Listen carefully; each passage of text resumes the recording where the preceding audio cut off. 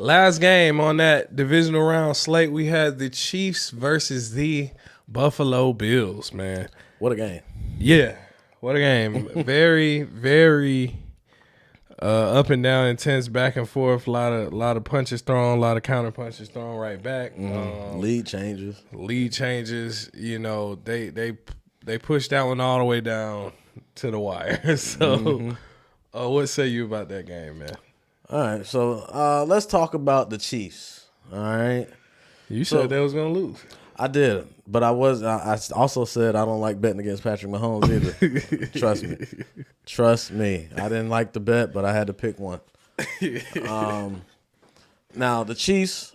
What I liked about the Chiefs, man, they were able to get Travis Kelce in the mix. They were able to get him back going. He had 2 touchdowns, 74 yards or something like that, 5 catches. So he was very effective in the passing game, which Patrick Mahomes needed, especially being on the road in that environment. Rashee Rice, he had some key plays as well. Didn't have the crazy stats that he had in the previous game, but he was able to be an option for Patrick Mahomes and helping him out. Now, Pacheco, obviously, run game was effective also during that game. Defensively, I was a little bit concerned about the Kansas City Chiefs defense. They was allowing a lot of rushing yards with the Bills. You know, the Bills were sticking to that run game for a little bit. But then on the flip side, when things started getting down to the wire, they started pressing. Yeah. Josh Allen started putting the ball in his hand. It was just a lot of mistakes that the Bills had made that could have had them win this game. You know, a couple drops on big plays down the field, one to Sherfield and the other one to Stephon Diggs. Good passes on the money that were dropped that are game-changing plays, explosive plays. And that's what you need in games like this. You need to convert on those explosive plays down the field in order to win these type of games, right? So, especially against the Chiefs. So, those 2 things happen. Then on the final drive of, you know, the Bills trying to score, you got, you know, Josh Allen pressing the button a little bit too harder. He's looking for the home run shot instead of doing, you know, Stephon Diggs running wide open on, you know, I think it was 2nd and 9 or something like that, running the crossing route wide open. Josh Allen could have checked that down to him and picked up maybe the first down or got closer to it. He could have. But he's looking in the end zone, threw a ball in the end zone, incomplete pass, come back the next play, does the same thing. But like you said, Stephon Diggs had some drops too, though. Yeah. I mean, I seen that check down play you was talking about, which would have made more sense instead of taking that end zone shot at that time. Mm-hmm. I think I hollered it out at the screen. Yeah, he's open. I'm like, Diggs. He's open. and then he threw it all the way downfield. He threw it to Shakir and missed. Yeah. So, yeah, I definitely seen that. But, of course, you know the game is coming at you fast. You got people rushing at you. Of course, we can see it because nobody's chasing after us. But he didn't throw any interceptions in that game. He did have a fumble that they fortunately recovered. Mm-hmm. But what do you make of him being the leading rusher of the Bills? Do you think that's good or bad for him if he's the leading rusher? If in a game where you got to try to win, I don't care who the leading rusher is. Right. You know what I'm saying? He is their best rusher on the team, arguably. You know what I'm saying? You don't think James Cook is better? He's good, but, I mean, you got Allen. He's 6'6", 230 pounds, and he's fast. You know what I'm saying? So just the stature and the frame, when that truck gets rolling, it's hard to stop that truck. You know what I'm saying? Yeah, but you don't want your quarterback getting hit up by LeJerry Sneed but he loves it. Chris Jones and all that. He's gonna love it. Josh Allen loves it. He wants love to. it. He wants to carry that load. He wants to carry that on his shoulders. You know what I'm saying? He can love it all he wants. The GM and the coach, they are like, slide, get the fuck down. He doesn't slide. He don't know what the slide is. Cut it out. So, I mean, but me looking at that game, yeah, I do agree with a lot of the points you made, but I do give a lot of credit to the Kansas City Chiefs for making plays happen. You know, they were getting hit in the mouth in a lot of plays, and they still turned around and they showed up. Now, Isaiah Pacheco, he runs like, you know, he's upset at the world, and he looks like Cat Williams running the 440. But he he ran. He got 97 yards rushing. He got a couple tutties.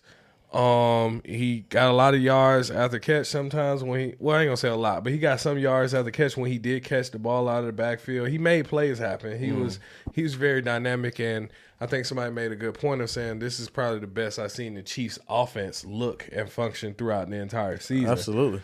Rashee Rice was a little banged up. That's a cause for concern because you don't want him banged up going into that championship game. But Travis Kelce made a good amount of catches. You had a good game out of Pacheco. Another good Patrick Mahomes game. We was a little bit concerned about how he would play on the road, but no interceptions, over 200 yards passing. Overall, the Chiefs' offense looked the best I've seen them look. And in a pressure situation in the biggest game of the season for y'all, that's what you want. On the road, in a hostile environment, the fans out there throwing snowballs at them. Yeah.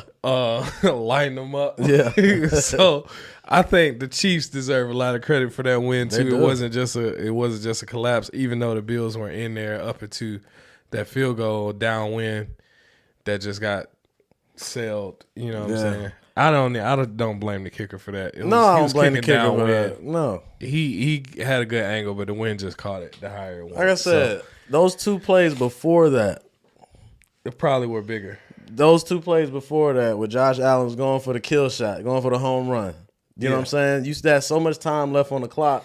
You didn't need to shoot for the end zone if the look wasn't available. But I said that. You know what I'm saying? Josh Allen is going to come out there and Josh Allen. He's going to press. He's a gunslinger. He's going to want to throw the ball downfield, and it's going to cause a mistake. Yeah. The question is, when is it going to cause a mistake, and is it going to be a critical mistake? Yeah. And I think in that case it was, because it was a tight game. Now, it's not going to show up on the stat sheet like that because he didn't throw any interceptions, which is good for him because he still left his team. Those are those plays that mean a lot, though.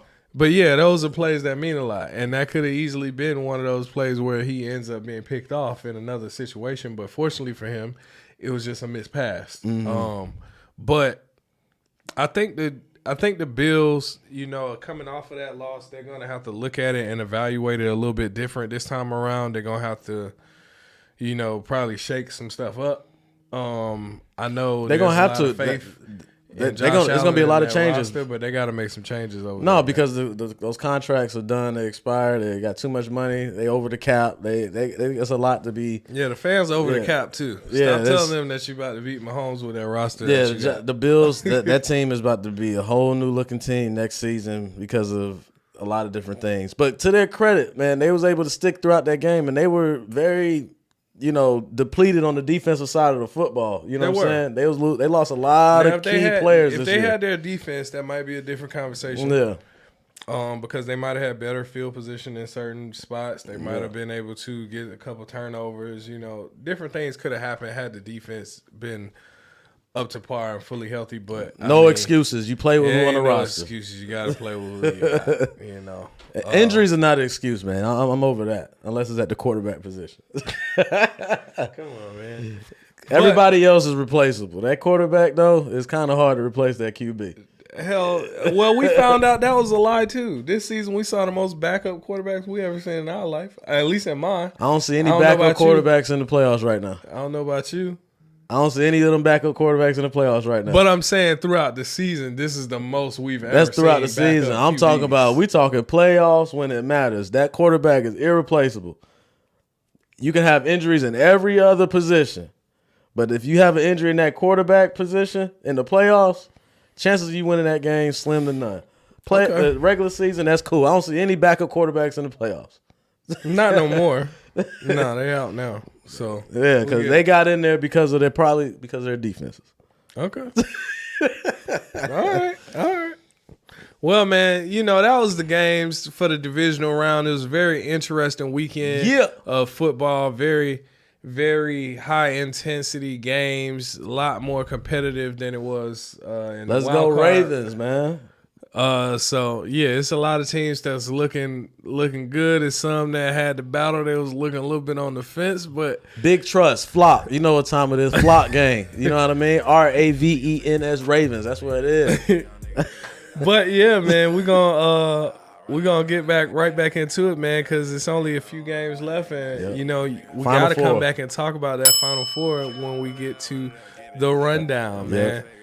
Shout out to y'all. Make sure y'all like, share, comment, subscribe. Shout out to Lord Family Movement for the fitted. Shout out to LFM. Shout out LFM. Shout out to Fly Hippie. Fly for the Hippie. tee, Shout out. You know, for the snap. Grab Like your the merch. gear. Grab your Appreciate it, merch. man. But yeah, man, y'all stay tuned with us. Keep showing that love so we can keep showing it back, man. Peace.